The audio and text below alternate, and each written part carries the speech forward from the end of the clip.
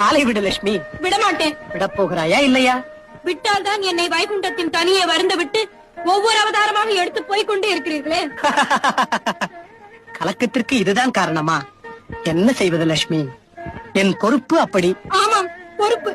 மற்ற இருமூர்த்திகளுக்கு மட்டும் அந்த பொறுப்பு இல்லையா?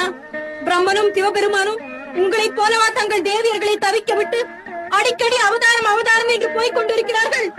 அப்படியா லட்சுமி? பிரம்மனுடைய தொழில் என்ன? படைத்தல்.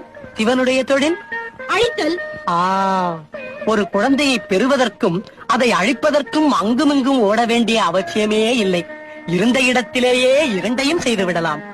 ஆனால் அதை காக்கும் பொறுப்பு எவன் மீது விடுகிறதோ அவன்தான் அங்குமிங்கும் ஓடி எங்கெங்கோ அலைந்து எத்தனையோ பாடுபட வேண்டி இருக்கிறது. ஒரு குடும்பத்தில் ஒரு குழந்தையை காக்கும் பொறுப்பில் உள்ளவனுக்கே இந்த நிலை என்றால் சகல உயிரினங்களையும் காக்கும் பொறுப்பை ஆதிபராசக்தி எனக்கு அளித்திருக்கிறாளே, நான் எப்படி வைகுண்டத்திலேயே இருக்க முடியும் என்று கேட்க வருகிறீர்கள், அப்படித்தானே? புரிந்து கொண்டாயே? விஷ்ணு என்ற பதத்திற்கு பொருள் என்ன? எங்கும் நிறைந்திருப்பவர் என்று பொருள். அப்படி எங்கும் நிறைந்திருக்க வேண்டிய என்னை இங்கு மட்டும் இருங்கள் என்றால் அது நியாயமா? அதிலும் மிக முக்கியமான அவதாரம் எடுக்கப் போகும் இந்த தருணத்தில் என்னை தடுப்பது தர்மமா? அப்படி என்ன முக்கியமான அவதாரம்? ராமாவதாரம். அந்த ராமாவதாரத்தில் தாங்கள் சாதிக்க போவது என்னவோ? லட்சுமி, 4 வேதங்களையும் வகுத்தவன் நான் அல்லவா? ஆமாம். அதை படிக்கின்ற மானிடர்கள் இறைவன் அருளிய வேதங்களை மானிடர்கள் கடைபிடிக்க முடியாதென்று ஒதுக்கி விட்டார்கள்.